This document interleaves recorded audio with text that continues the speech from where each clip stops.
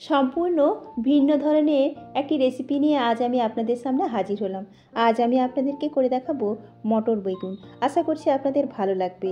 আর বেগুন তো আমরা অনেক রকমভাবেই রান্না করে খেয়েছি, কিন্তু এটা একটু অন্যরকম। তো চলুন শুরু করা যাক। নমস্কার, সুজাতা রান্নাঘরে সবাইকে স্বাগতম। আমি এখানে দু ধরনের মটর নিয়েছি। কিছুটা নিয়েছি সবুজ মটর আর হাফ কাপ মতো নিয়েছি এমনি মটর। ওটাকে আমি প্রথমে জলে ভিজিয়ে রেখেছিলাম, তারপরে সেদ্ধ করে নিয়েছি। এবারে দুটো মটরকে একসাথে দিয়ে ওটাকে হামানদিস্তায় একটু পিষে নেবে, তবে খুব বেশি মিহি করব না। কড়াইতে কিছুটা জল গরম করে নিয়েছি, ওতে দিয়ে দেবো সামান্য পরিমাণ নুন। তারপরে ওর মধ্যে দিয়ে দেবো মধ্যিখানে কেটে রাখা বেগুনগুলো, তবে ওর বোটা থাকবে, এইভাবেই আমি কেটে নিয়েছি। দিয়ে এবার একটা ঢাকা দিয়ে কিছুক্ষণ সেদ্ধ করে নেব। সেদ্ধটা আমার প্রায় হয়ে গেছে, এবার কিন্তু কড়া থেকে তুলে নেব।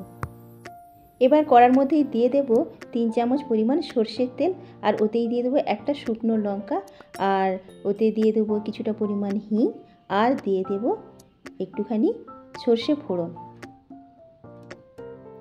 যখন ওটা ভাজা ভাজা হয়ে যাবে তখনই ওর মধ্যে দিয়ে দেব হাফ চামচ পরিমাণ কোচানো রসুন, আর দিয়ে দেব একটা কোচানো পেঁয়াজ। দিয়ে এবার পেঁয়াজটাকে একটু ভালো করে ভেজে নেব।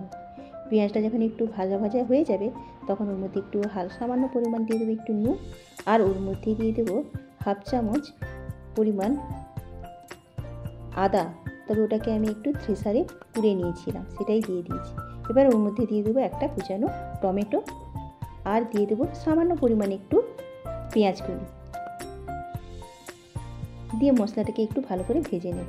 এবার ওর মধ্যেই দিয়ে দেবো হাফ চামচ পরিমাণ লঙ্কার গুঁড়ো আর হাফ চামচ পরিমাণ হলুদের গুঁড়ো, দিয়ে মশলাটাকে একটু ভালোভাবে নাড়িয়ে নেব। মশলাটা যখন একটু ভাজা ভাজা হয়ে যাবে তখনই ওর মধ্যেই দিয়ে দেব 3 চামচ পরিমাণ টক দই।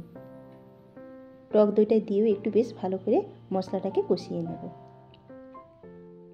এবার ওর মধ্যেই দিয়ে দেব সেদ্ধ করে রাখা বেগুনগুলো।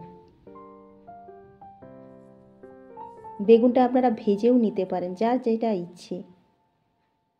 আমি বেশি এখানে তেলের ব্যবহার করব না বলেই আমি এখানে সেদ্ধ করে নিয়েছি। এবার ওর মধ্যে যে থেতো করে রাখা মটর সবুজ মটর আর এমনি মটর দুটোকে আমি ওর মধ্যেই দিয়ে দেব, দিয়ে আবারও ভালোভাবে একটু নাড়াচাড়া করে নেব। এবার ওর মধ্যে দিয়ে দেব হাফ আলুকে সেদ্ধ করে রেখেছিলাম, সেটাকে একটু ভালো করে হাতের মধ্যে একটু ভেঙে নিয়েছি, সেটাও আবার একটু ওর মধ্যেই দিয়ে দেবো, তবে এটা অপশনাল। এবার ওর মধ্যে দিয়ে দেবো পরিমাণ মতো একটু জল। জলটা দিয়ে একটু কিছুক্ষণ ফুটতে থাকবে। তারপরে ওর মধ্যে দিয়ে দেবো দুটো কাঁচা লঙ্কা, আর একটু সামান্য পরিমাণ দিয়ে দেবো গোলমরিচের গুঁড়ো, আর একটু ভাজা মশলা। এবার ওর মধ্যে অ্যাড করব কিছুটা পরিমাণ ধনেপাতা কুচি, আর দিয়ে দেবো একেবারে সামান্য পরিমাণ একটু চিনি। চিনিটা নিজের ইচ্ছে অনুযায়ী দেবেন।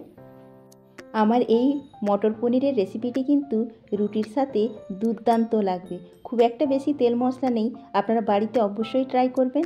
আশা করছি আপনাদেরও ভালো লাগবে। ভালো লাগলে আমার চ্যানেলটিকে সাবস্ক্রাইব করে আমার পাশে থাকবেন, আর লাইক, কমেন্ট ও শেয়ার করবেন। আজ এই পর্যন্ত। সবাই ভালো থাকুন, সুস্থ থাকুন। নমস্কার।